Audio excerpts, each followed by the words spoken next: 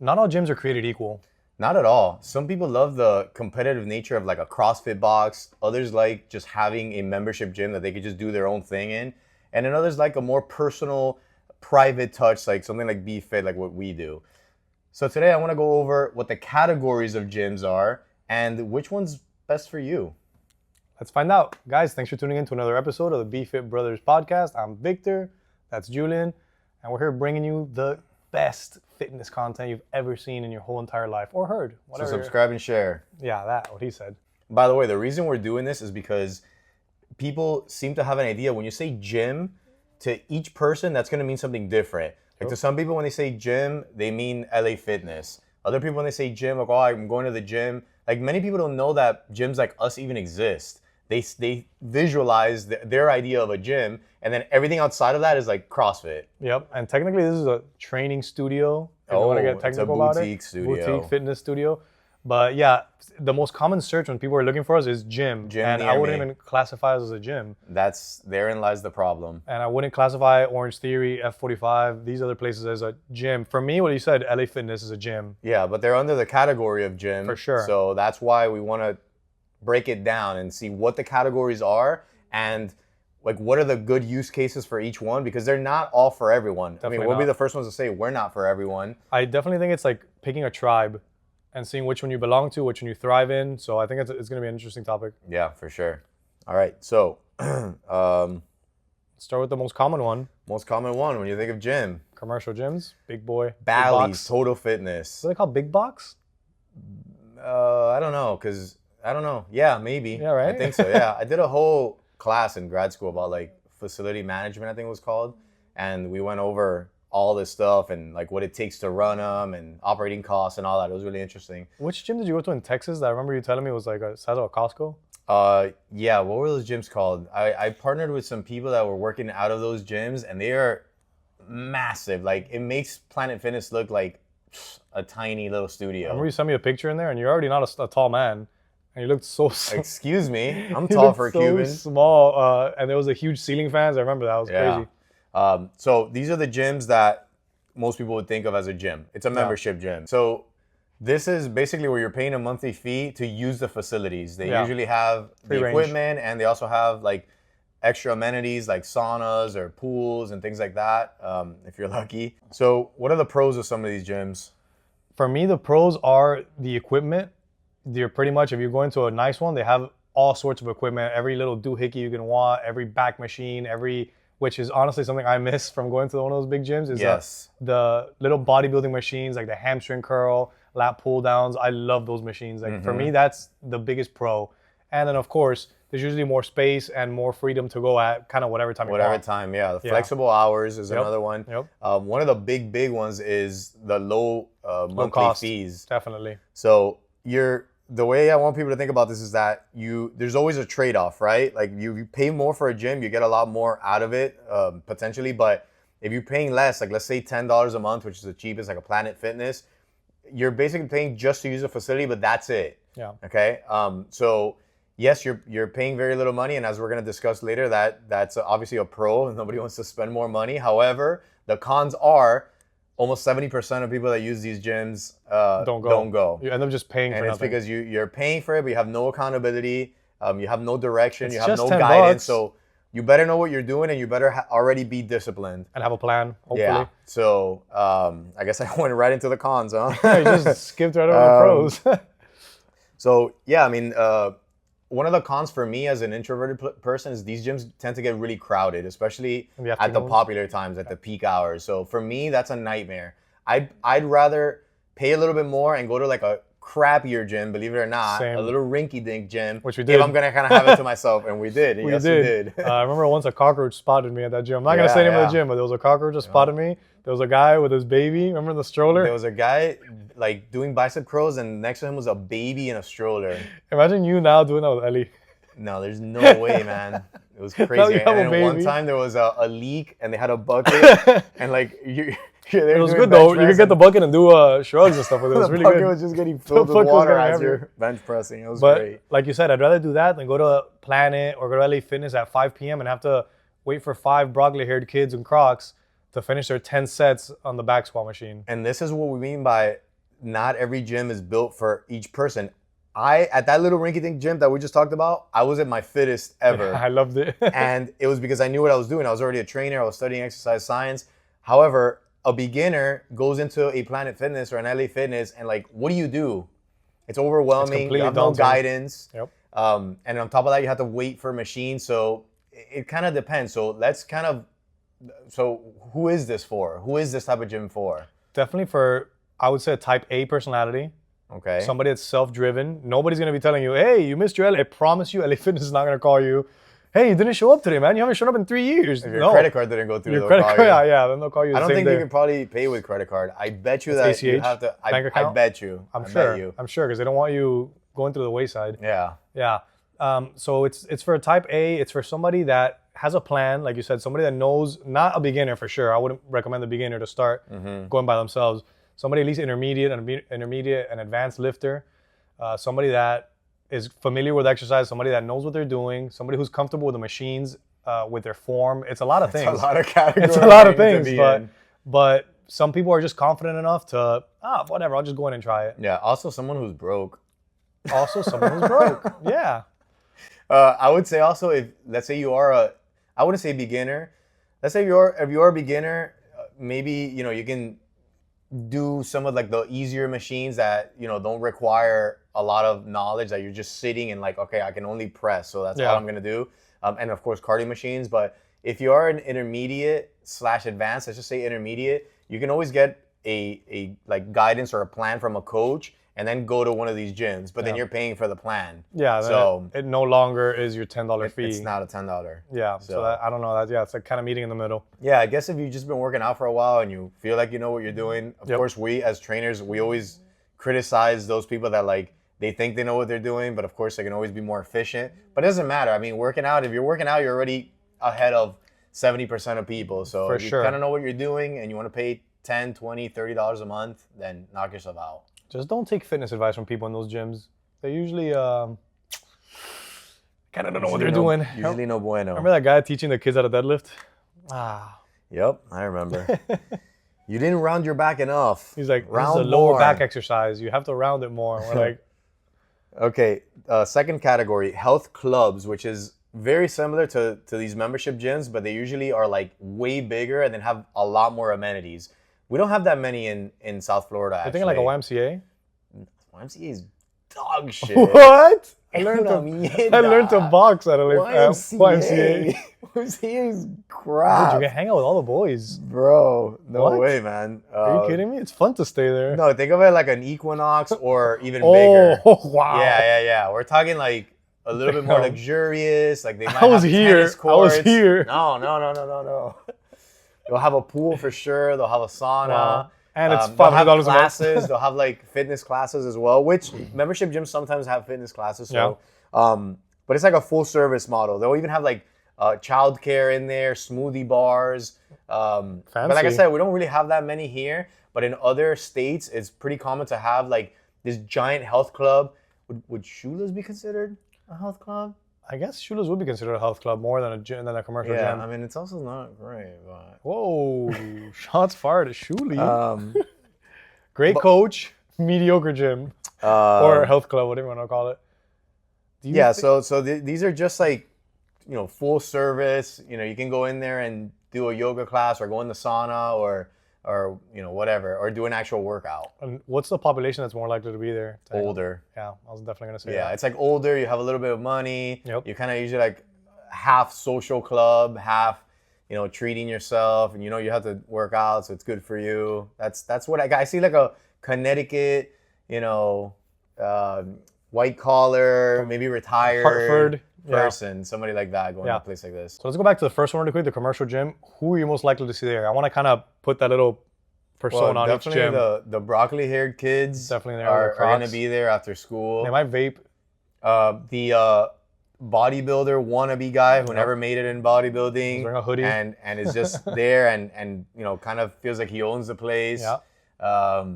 There's going to be that archetype for sure. There's going to be the cardio bunnies, the women that just stick to the cardio machines. With a sweater on the waist. Yeah. And then there's going to be like Man, I haven't been to one of these gyms in a long time, so my stuff might our be perspective outdated. is skewed for Yeah. sure. But when I used to go to those gyms, it'd be like very few women in the weight section. I know there's a lot more now. I know it's becoming very popular. So yeah, those are my And archetypes. I would say that's more where you find what we talked about a few episodes ago is the influencers with the little tripod setup and all that. Yeah. Definitely for say it's more common there. They're not gonna be in the next categories of gyms. No, exactly. Yeah, So we got them out of the way. That's a good point. Pros of the health club, you have a lot of amenities. You got a lot of stuff to do. Yeah, whatever you want. Pee-wee's Playhouse. Get in there and just, Yep. knock yourself out, old man. They probably even have this one. Remember this? That ball that goes like that? I doubt that. That's too niche. That's a very functional patterns thing. Oh, damn. But like towel service, that kind of stuff, Yeah. Which I think is great to have like a spa or a steam room, or might even have a cold plunge or something like that. Nowadays, for sure. So you have more access to things, if you're the type of person that likes to work out for 30 minutes and jump in the sauna, great, or you want to do some laps in the pool. However, let's move on to the cons. A lot more expensive usually. A lot more, yeah. Again, with it being a huge place, that's a lot of members. If you go during peak hours, it's probably going to be pretty packed. So I don't know about you, but I don't want to be in a sauna with like 9 other old dudes. No, and they're usually very, what's the word? Flippant about their nudity.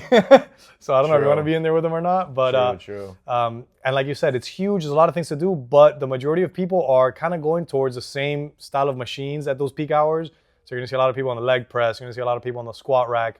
These machines, the lat pull down, people are going to be fighting for. So like you said, it's always a con when you have these bigger gyms that there's going to be a lot more people congregate in these areas. And I'll say one thing, because people might say, okay, one of my big cons is no guidance and no like personalization. And I'll be like, yeah, but there's trainers there. From my experience, those trainers are not the best. They're really most bad. Qualified trainers. They're really and bad. that's just, I'm putting it lightly They're here. really bad. Being very political. Putting it not lightly. They're really bad. Yeah, I mean, if you've ever experienced training there and then you go to like a gym that specializes in personal training or some sort of like more niche strength training, something like that, you'll know the difference. You'll be like, oh, wow, that's like a different category. Yeah, there's the whole cliche of these trainers at the bigger gyms, at the health clubs, at the L.A.Fitnesses, both of those categories actually.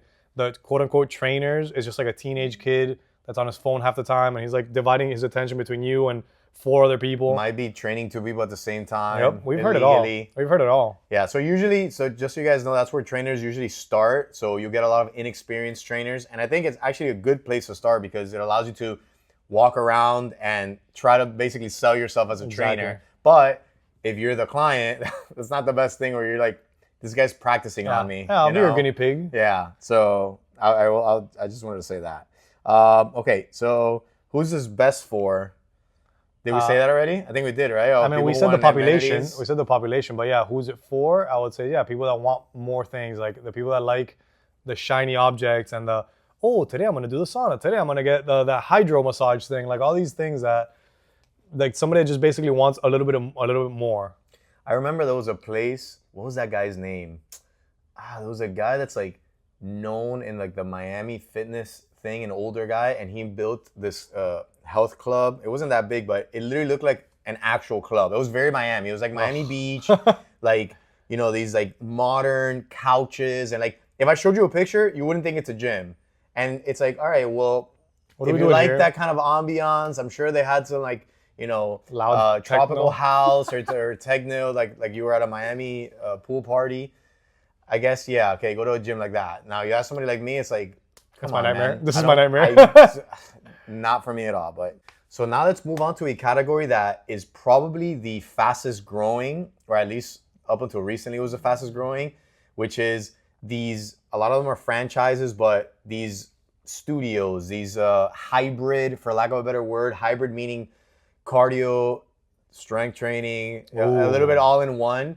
We're talking the F45s, the Orange Theories, the Barry's Boot Camp, the Sweat 440s, those little studios that basically the main idea is it's group fitness, right? So there's no one-on-one at all. They do one thing, but to their credit, they do one thing very well, which is they've systemized the group training. They've given you a really interesting atmosphere with the lights and the music and the high energy. And there's classes, so there's structure and there's guidance. You come in certain times of the day, you come to your class, you get out. There's no like, hanging out and Yeah. oh, I'm gonna go to the sauna or the spa after. Like you come in for your class, you don't have to think about what you're doing. You know you'll be out of And you get 45 minutes out. to an hour. Exactly. Like you can set your schedule like, hey, I'm gonna go to the gym. You know exactly how long it's gonna take you. Exactly. There's no waiting for equipment. So these are all good, like these are all positive things. You have a trainer like guiding you somewhat, helping you make sure you're doing things properly somewhat. Some of them have TVs though. I'm not sure. Well, so that's the other thing, that in order for them to have systemized everything, they're using a lot of tech, right? So Yeah. whether that's wearables, heart rate monitors, or TVs for instruction, which to me is just a cop out. And I mean that in a sense that we saw this just in a flyer where they were saying like, you know, oh, expert instruction digitally, and I'm just saying, oh, so you didn't want to hire a trainer. So it's just a TV. You didn't want to try, like the TV's not gonna talk back to you or give you feedback, is what I mean, you know? Yeah. Maybe I would love to see it. Maybe we're old the school. guy squatting on TV, he looks at you, he goes, "The hell's that, dude?" Yeah. So yeah, they're relying on their systems, and what that's done. Now I'm looking at it from a business standpoint. Is it allows them to have less staff, to be more efficient, to put more people in each class. Yep. They're really good at like setting up the space. They're usually not big spaces. They're like about 2,000 square feet, give or take, but they can pack 30 people into those classes. Yep, efficiently. Pros and cons. What are the pros? The pros, I think we talked about them. You get some guidance, you get high energy from these classes. That's definitely, I would say, the biggest one from these popular ones is the music is blasting. Loud. The coach is usually screaming at you, whether you like or that at or least not. motivating you. You have a group of like-minded individuals that are kind of pushing through it with you. Mm-hmm. It's not as expensive as the one we just spoke about, as the health club, I would say. It could be.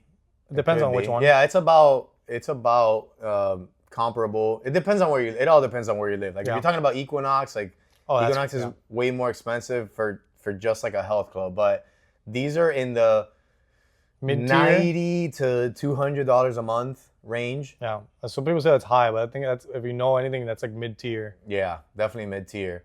And one of the, well, I guess we're still going pros. So the biggest pro for me is that the guidance part of it, right? You don't have to think about what you're doing. The other big pro for me is that you're doing cardio and some sort of resistance training. I refuse to say strength training because that's not true strength training. Yeah. I know we're getting in the weeds, but you are lifting some sort of weight. Yeah, take that as you will. Heaving weights around, light weights around. Yeah. But it's a little bit of everything. When you say guidance, I don't want people to think like there's a trainer there, like, oh no, look at this. Like guidance is more like, this is the plan we're all doing. Yeah, and it's a one-size-fits-all approach, which exactly. we know is not great, but they can't do it any other way if they're, the way they do it is kind of crazy, though. It's like one dude or one group of people basically give to, if there's, I don't know, 2,000 Orange Theory locations, they're all getting the same. This is the workout we're doing tomorrow, guys. Yeah. Here you go. So obviously there's some pros and cons to that in itself. But the pro is that you don't have to think about what you're doing. And for a lot of people, like that's what I'm paying for. That's all you need, yeah. I'm paying for, I'm not thinking about what I'm doing. We even get people in here that come in, they're like, I just come in here to turn my mind off and I want you to tell me. So I guess that's the same kind of thought process that they're going into it with. Yeah, now the issue that I have with that type of mindset is that with exercise, it should never be I turn my mind off. Like, I understand what you're trying to say. I understand that you're stressed and you have a lot of things to think about and this is like an escape for you. However, I shouldn't have to tell you 50 times how to do a Romanian deadlift. Yeah. Like, you should be thinking about what you're doing so that you can do the exercise correctly. And what happens is you go to these classes and it's an abomination of people just doing things just to get it done. Yep. I need to get it done. I got 30 seconds. And it's like, no, don't turn your mind off. Like, think about what you're doing, at least a little bit. Be conscious. The amount of times I've asked somebody, what muscles did you feel in that exercise? They're like, I don't know. I have no idea. Like, what do you mean you don't know? Music. You literally just did it. I'm always like, that always flabbergasts me, but agreed, yeah. So cons, we are kind of talking about it. One size fits all programming. Which, as we know, in proper, like that's what you said, you can't call it proper strength training. Yeah. If you're giving everybody the same cookie cutter, there's no progressive overload, which is another reason you can't call it strength training. For sure, but back to the one size fits all. The issue with that is that what if I have back pain? What if my knees hurt during those lunges that you programmed today? So very, very tough. And a lot of those trainers, I'm not going to speak for them all, but a lot of them are not going to be like, oh yeah, I know a regression or I know an alternate version of this.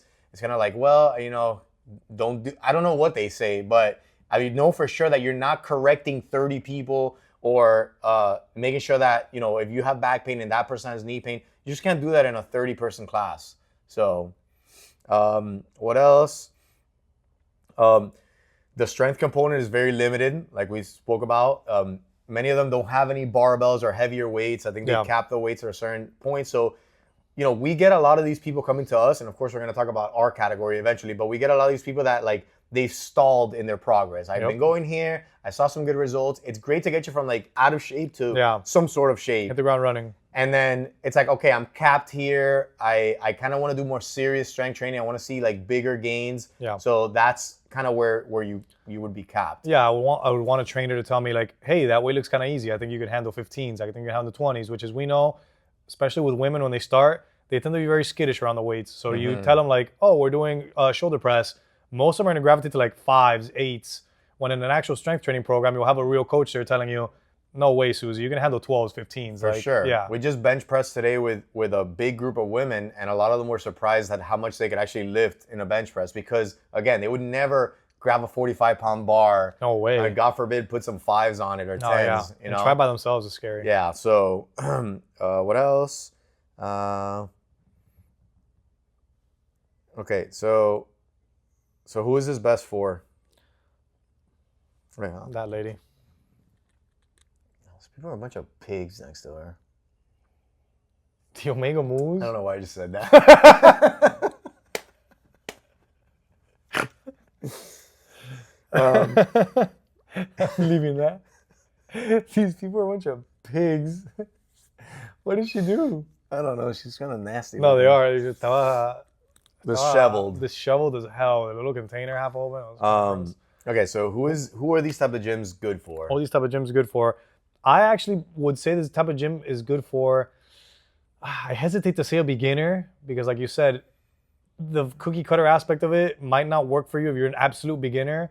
It might be a little too aggressive if you're an absolute beginner, if they put you through all this cardio. But at the same time, if you're intermediate, it might be too easy. So I think it's for somebody that kind of knows what they're doing, but they just want the high energy. Like we just said, they don't want to think. They just want to show up, go through a guided class, and they like that non-stop energy, non-stop cardio, your heart's about to pop out of your chest, like that kind of feeling, that type of person. In other words, a masochist. I also think that there is a subset of the population that I'm not really interested in, like, what's the best way to work out. I just know I need to work out, and I need to do cardio, and I need to do strength training. I know that much. Just covers both bases. Let me do it all in 1 hour. I'll go 3 times a week. Handles my problem. Yep. Like we were talking about the other day. Sometimes people are not, like, it's hard for us as trainers to think that people wouldn't want the best possible way. They just want to solve their problem. Their problem is, I'm not working out right now. Yeah, let me go work out. I know somebody like that. I actually trained him, and he came to me because he wanted something more personalized. But he still does this stuff on the side. Yeah. And he's like, you know, has kids, has a very stressful job. You just want to get in there, sweat, get the cardio, get the weights, get the hell out. So I think it's also really good for somebody who's using it as a supplementary workout. yes. If you're doing strength training, like real strength training, and you want to go to your Orange Theory or your whatever Sweat 440 for 2 times a week, and you're doing strength training 3 times, beautiful. You're covering your cardio. The strength training, you can kind of BS, because let's be honest, it's bullshit anyway. Yeah. So, you know, I think it's good for somebody who's using it supplementary. I will say, if I have to, like, if I have to critique them, like put on my trainer hat and critique them, some of these places are way better than others. Like that's 100%. Just a fact. And one of my criticisms from, let's say F45, to pick on them for a second, I like some things about them. Like they do a lot of functional and like different things with sandbags and bands. I like that because that's something that a lot of gyms don't do.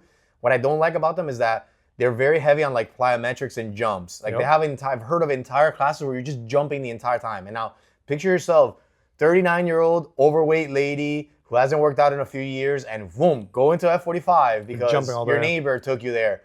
Dude, you shouldn't be doing 45 minutes of plyometrics when you're overweight like that. It's so much stress on your body. So just be cautious with what you're doing. Like some of these places are definitely more suited for your circumstances than others. So just be careful if you're a beginner. Definitely. And I think some of them are not guided enough. Like having a TV there is not enough. I'm sorry. A TV is not enough for somebody that's, like you said, a beginner, or somebody that might be overweight that needs some help with their technique. A TV is, personally, I think it's not even going to do anything. 100%. How many times have you just shown someone you're a human being, you demonstrate something, they try and they butcher it. Yeah. So imagine you're looking at it on TV. It's like, doesn't make any sense. This is the equivalent of like, let's say we own a mom and pop restaurant, but we're in the kitchen cooking everything ourselves, paying attention. And then a restaurant opens up and it's like, well, we have these frozen things that are microwave and they're good, they're tasty, but the guy just puts it in the microwave and serves it to you. We're going to be, as the chefs, we're going to be like, what kind of cop out is that? Like, just hire staff and make the damn dish. But they're going to be like, hey, it gets the job done. I'm sorry to call it out, but that's what it is, what you're doing. I interviewed a trainer the other day from one of these places that I'm not going to call them out, but they didn't know anything about anatomy. I asked them about a bunch of exercises, what muscles. How did you work for this place for 6 months if you don't really know? They weren't certified. They didn't know their anatomy. And I was just like, oh, so that's the caliber of people that you're training. So, but they still get the title coach. Just like the microwave guy gets the title chef. Exactly. And then the real chefs are like, what the hell, And that's man? what you guys don't know that happens behind the scenes of these businesses, because at the end of the day, we're all businesses. Some of us care a lot more about the quality than others. That's all I'm going to say. 100%. And some of us care more about the, like, obviously you're saying quality of trainer. Yeah. Yeah, of course. Quality trainer and quality of the product. The quality of the product is a huge one, because if you just hire anybody to like, you can have the best product ever, but if you hire a Juancito de la Calle Ocho, and he doesn't know anything about strength training, he just went to the gym by himself, then you're not getting the same product. It reminds me of the trainer when I worked at Lady of America that would smoke cigarettes outside of the gym. Talk crap and smoke cigarettes. It was, you had to see it to believe it. But was that the stinky one? No, it was another one. Oh, okay. Un cubanazo that just came from Cuba was like, I'm going to be a trainer. 0 qualifications, but cool. Whatever, man. But people liked him. The ladies loved him. Funny, lovable. Yeah. A likable guy. He was likable. He was likable. Likable cigarette smoking guy. So who are you most likely to see there? That for sure is going to be an 80% women. Yeah. It's going to be mostly millennial to pushing into whatever the next, what is it? What's the next one? It's not Gen X. It's not boomers, is it? What's after millennial? Like what's older? the generation before them? Before us? Whatever. It's going to be that 40-something to 50-something-year-old person and starting with like 30s. There might be a few 20-something-year-olds, but I think that's the... And it depends, because like let's say Barry's Bootcamp, which we haven't even talked about, is way more trendy. You're going to find it in 20s. You're going to find it in like the downtown area, the midtown, where now you're talking about like flashier, girls in their 20s in yoga pants and aloe there's pants. There's a DJ there. Yeah. So, girls that have their hats on like this and their aloe pants. A sports bra. And then the guy next to him looks like a male model. And for sure they're gonna go have an acai bowl or something. For sure they have to. I mean, how can you not? Yeah, really? Exactly. And I think a funny thing about these characters, especially from the characters. Yeah, from the one that you said, the woman in her 30s, 40s that just goes to the class and tries it out. They tend to evolve if they're serious about their fitness journey. They tend to evolve out of these places. Pigs. It's eating truffles over there. So let's talk about the next one, which is going to be CrossFit. Okay. Which is something which we is in get. a league of its own. Wow, yeah. CrossFit. Good for you. CrossFit, which we get confused for all the time. I think people come in here, they don't see machines, and they're like, CrossFit. Yep. And we're like, no. So they get credited for being the one category that was able to separate themselves completely from the traditional gyms. So that now when the general public thinks gym, they think, L.A.Fitness or CrossFit. Yeah. And that's why for many years, now people are a little bit more open to like that other things exist. But for many years, it was so hard for us to explain what we did because people would be like, oh, so like a CrossFit? And we'd be like, no, it's not like a CrossFit. There's a classic picture of Julian. It's funny to see, and his old business partners pitching a meeting about what beef it was. We're all like this. And they're all looking like that. And it's like the caption was like, so you guys are basically a CrossFit? That's a great one. Yeah.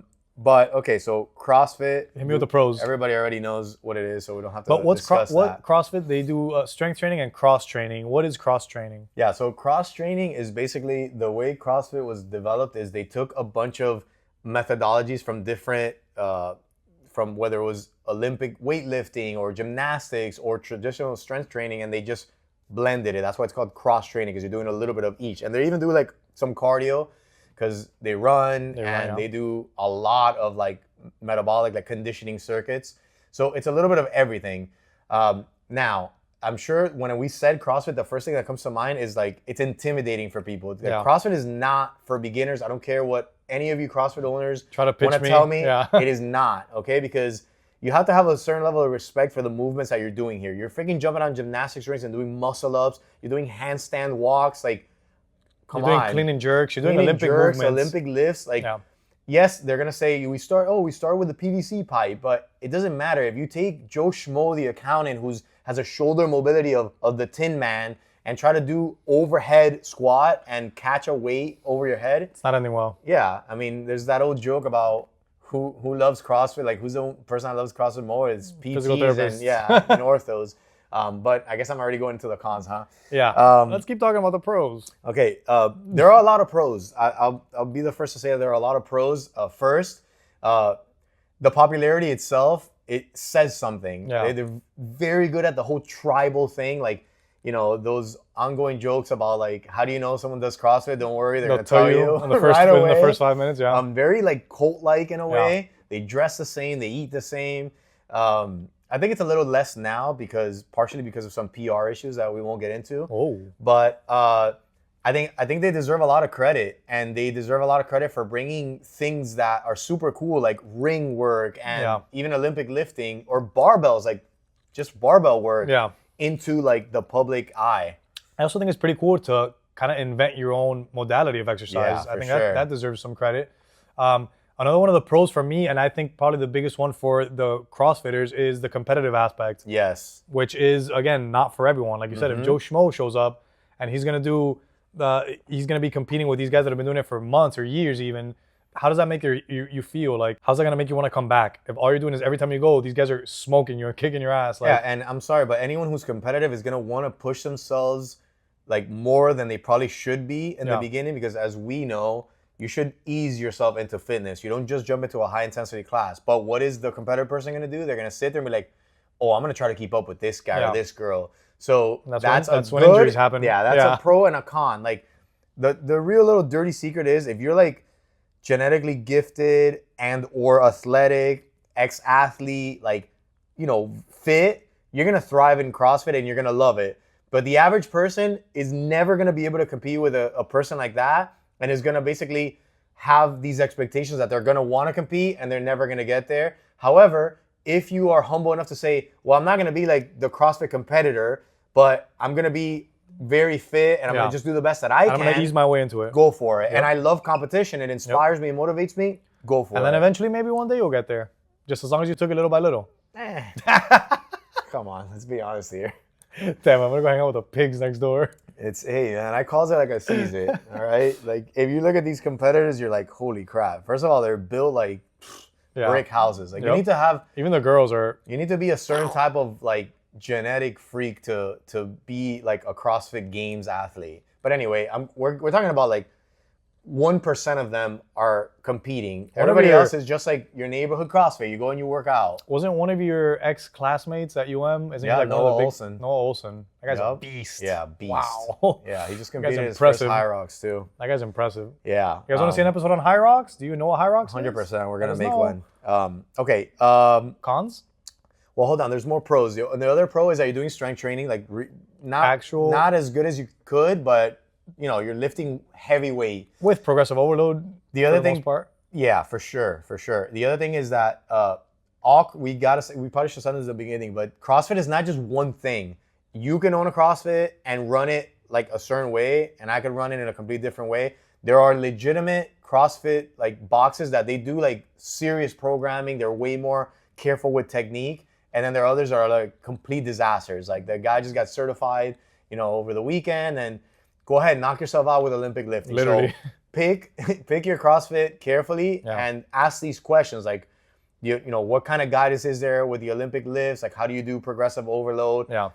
Is there a coach? Like, is there one coach, two coaches for a class of? Because those classes can get pretty big. Yeah, and if you go one day and you notice that the attention's not there, then you should probably go to another one if you're still interested in CrossFit, because we're not shitting on them. There are good ones. Yeah, for sure. They're definitely good ones. Yeah. Like Noah Olson has one, and he has a background in exercise science. Like he studied this. No, and these guys are actually passionate about what they do. It's not a guy, like you said, that got a weekend certification. They're just like, nah, I'll open up a box. Yeah, and the other thing as a pro with CrossFit is that if people are raving about you so much, you're doing something right. For sure. Like we could talk smack all we want, but these people are evangelists. You know, they love it. So whatever, we've said it, you say it all the time. Whatever gets you that motivated and that disciplined, keep Go doing for it. it. Yeah, go for Yeah. it. One of the biggest cons to me is Risk how of injury. intimidating. Well, that's a huge one. That's Yeah, probably for my sure. But biggest like, one. let's say like you're looking to get started in something. CrossFit is obviously intimidating because of all the stuff we just mentioned, and it should be. It is an intimidating way to exercise. I say it's definitely geared more towards the competitive male. I know there's a lot of women that do it now. There's I'm a not lot of saying it's women, against yeah. women, but usually women don't want to jump right into something so aggressive and so hyper competitive. There's a subset of the population. I would say like ex-athlete is like the avatar. Yep. But if we're talking about cons here, the biggest one for sure is like a lot of the exercise that they're doing. I'm a very conservative trainer, right? So I don't like to take any unnecessary risks because the worst thing that you could do as a trainer is injure someone, right? So I don't do Olympic lifting with my clients. I don't do box jumps with my clients. I don't even jump with like my heavier, overweight clients because why take the risk? There's literally 1,000 other things that I could do with them. So they're doing cool stuff that's gonna look great on Instagram, you know, but it comes at a price. It comes with a risk, you know? And everyone who's seen the compilations of people busting their ass, you know, breaking their shins open, doing a box jump or falling off the rings or the bar landing on their head knows what can happen at a CrossFit. So that to me is a huge con. It's like you're taking risks. Now, you do that at your own peril, like whatever. You want to take risks, it's your business. Do whatever you want, but I just wouldn't do that. And then if you're the consumer, you have to go in there willingly. It's like, do I want to go ride a motorcycle? Yeah, do it, but understand that there's like a 20x risk of you dying or getting into a car accident, you know? So I would say another con that's kind of in that same vein is if you know anything about exercise programming, the programming is a little off the wall. Oh, 100%. If you're telling me to do a heavy back squat and then you're telling me to go run and exhaust myself and do another heavy back squat, you know that your energy systems are fried. You know your squat is going to suffer. So all of these things are kind of like going against the whole proper programming that you're supposedly going to have. Yeah, they threw proper programming out the window for the sake of here's intensity. A bunch of random exercises, try to get them done as fast as possible. And it's like, that's what entices people. Oh, I can get it done in 20 minutes. Oh, I got it done in 18 minutes. But what you're sacrificing there is good technique, having the energy, like you said, the energy systems. There's a right way to put together a workout program. I don't know if people realize this. And they just don't, for the most part, don't pay attention to that. Yeah. It's literally like the people putting them together sometimes are just throwing things out there. Just let's just see how hard we can make things. But like I said, some CrossFit boxes, they don't really pay attention to like what the headquarters or whatever are telling them to do. They're like, no, we're going to do things this way. I think that's enough of CrossFit. So let's go into the last category. Yeah, which is? Basically what we do. It would be a more...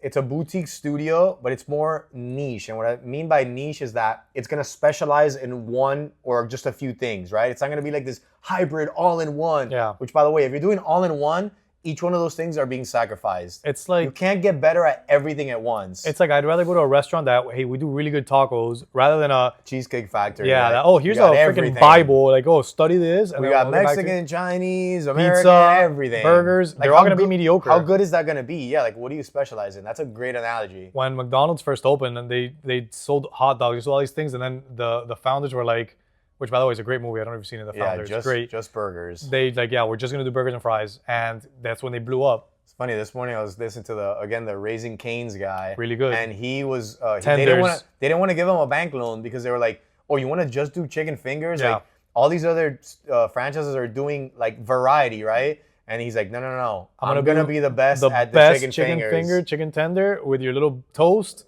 And that's it. He's like, that's all I'm going to do. They didn't want to give him a loan. So anyway, all that to say, so we would be categorized as a boutique strength training studio, okay?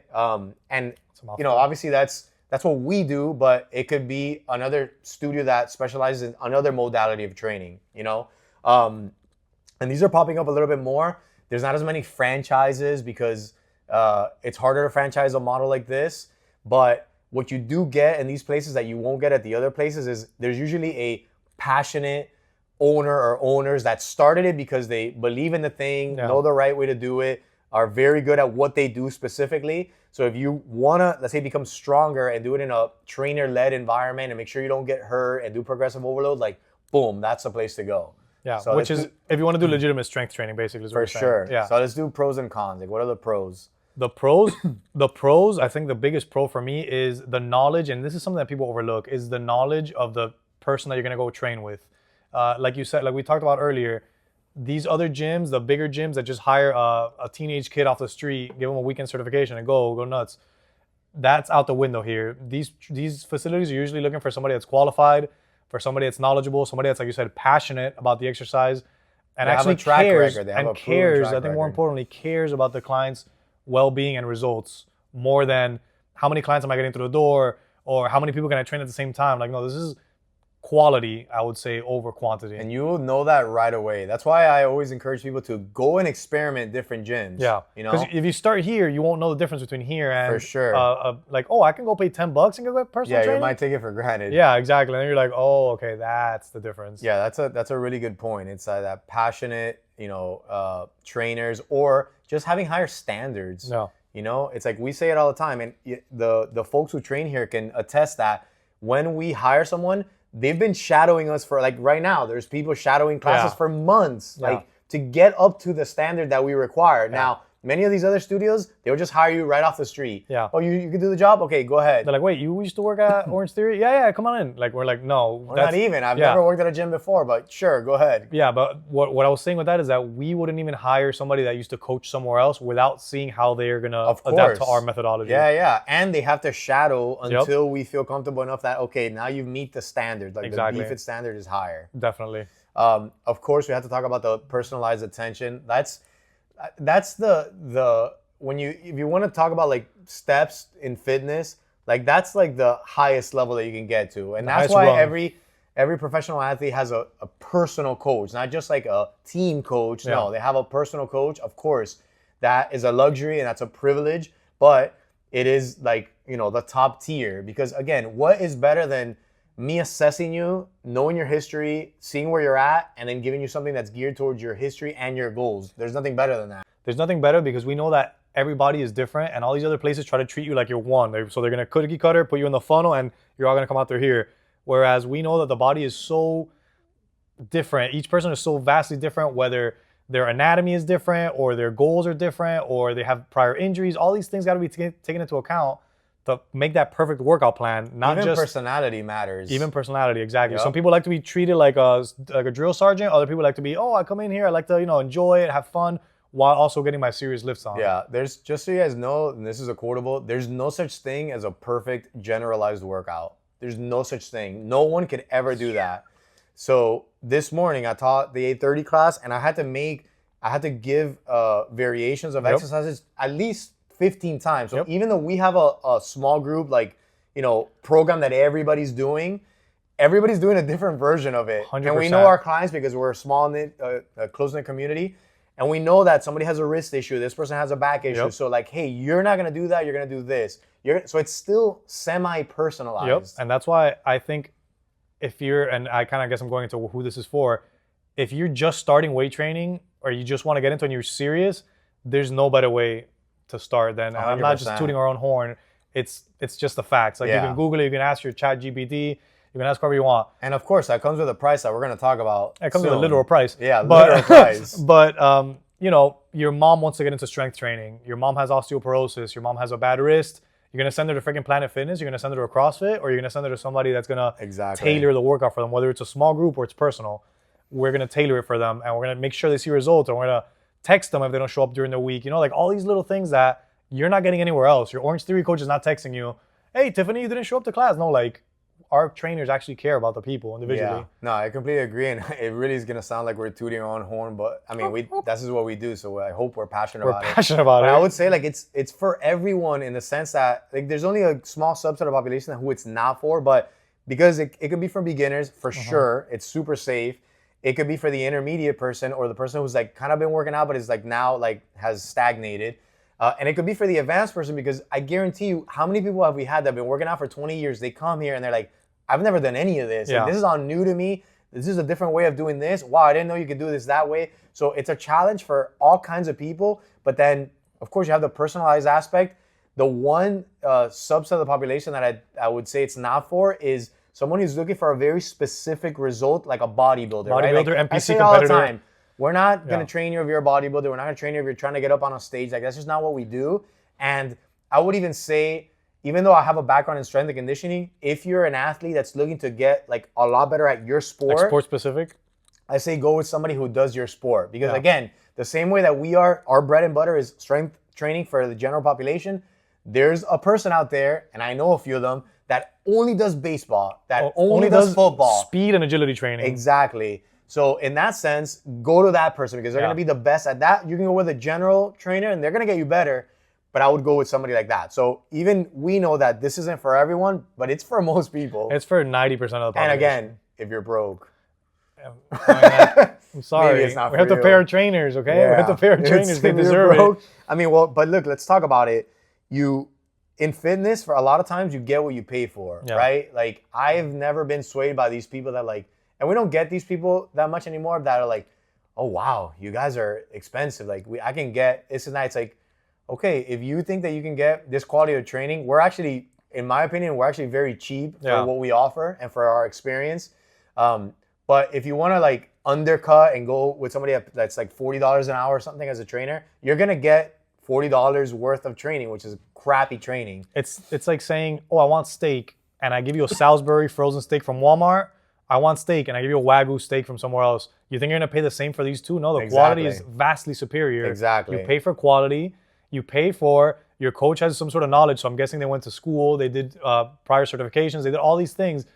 That has to come at a cost. Exactly. And so whether you like it or not, it is what it is. Yeah, I mean, and it's, yes, it's discriminatory, of and course. it adds exclusivity, which is something good. We want to keep our classes small. We want to keep our classes intimate. We don't want 30 people in one small class. If it's cheap, it's for everyone. Exactly. Yeah, for sure. That's a good point. And I was going to say is like, it's, yes, you're excluding people because it's just the sad reality is that not everyone can afford like the Wagyu steak. Yeah. But that's why we created our small group program, which is not cheap for sure. It's not as cheap as any of these other places that we've talked about.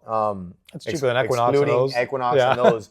But it's because it's not a regular group class. It's almost like a semi-personalized, semi-private model where you're still getting kind of like the best of both worlds in a small, intimate environment. This kind of goes back to the same point you said earlier that we're doing a group class, but at the same time, you're making different modifications for each person. You said the beginner, for example, I did a class yesterday, beginners, SBT rows.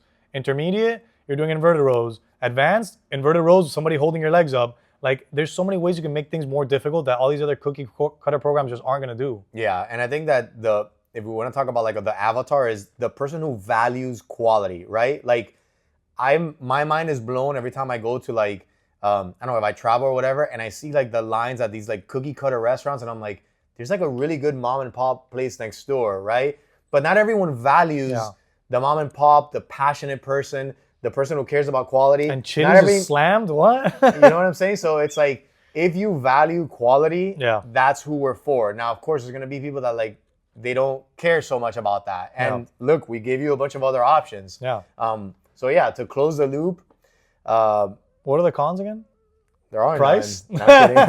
I think the price was the only con for some people, which isn't even. If you ask somebody else, if you ask somebody in L.A. or New York, they'll be like, "You guys are calling that expensive?" Like, yeah, but I mean, it all depends on relative geography too. But cons, I would say one of the cons is like less flexible scheduling, right? Like we have the classes that we have, and that's it. So I'm the first to recognize that that's there are other places where you have a class every hour on the hour. Yeah. You have places where you can just show up any time of the day and get a class. They open really early, close really late. So we unfortunately can't do that with our model and the way we have things set up. But that's one of the cons that I can think of. Yeah. I think we're done here, but I would like to take a quick shit on something. Uh-oh. That new place we talked about yesterday. I don't want to say the name. Oof. Don't say the name, but say what they do. Yeah, so there's a place that they exercise. They're blowing up, by the way. Infrared.